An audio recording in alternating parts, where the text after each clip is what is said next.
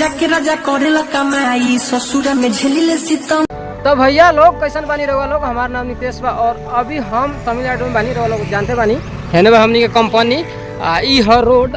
अभी हम बानी हम करते ही ना बस या टेम्पू के इंतजार कुछ आई तो हम जाए वाला बानी तमिलनाडु के जौन हम एरिया में बानी एरिया के सबसे फेमस मार्केट बहुत भारी मार्केट बा। तो रहुआ लोगन के आज हम दिखाए तमिलनाडु के जगह हसूर नाम है जगह के हसूर जाता नहीं तो बहुत भारी मार्केट बा एने कार्तिक के।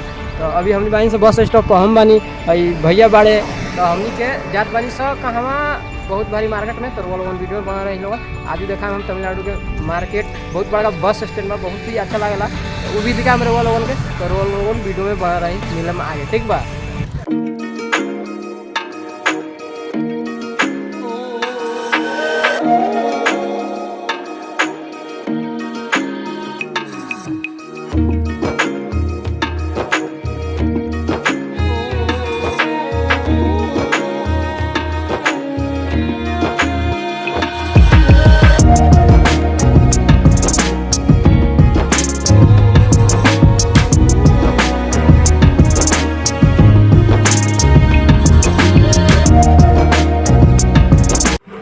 तो भैया हो हम नु फाइनली पहुँच गए बानी देख सकते नहीं रहुआ लोग हम पहुँच गए बानी बस स्टैंड में।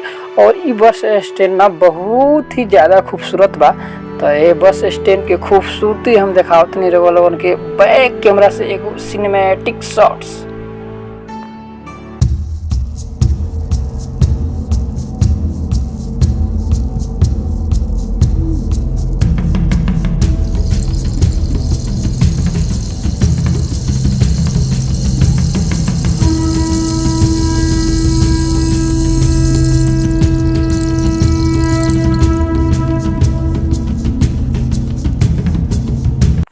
तो भैया हो हमने फाइनली यहाँ एंजॉय कैला के बाद हमने निकल गए सब मार्केट के तरफ। हमरा ना कुछ खरीदे के बाद कुछ कपड़ा और कुछ सामान खरीदे के बाद जति पसंद ना जाए।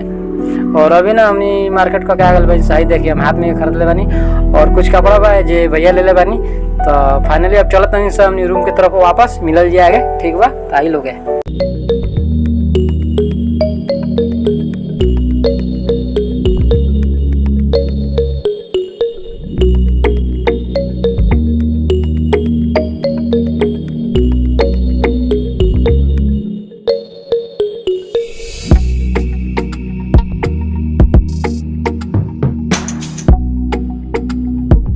तो भैया हो हमने उतर गए से अपना नज़दीकी बस स्टैंड में और यहाँ से जाम से टेम्पू से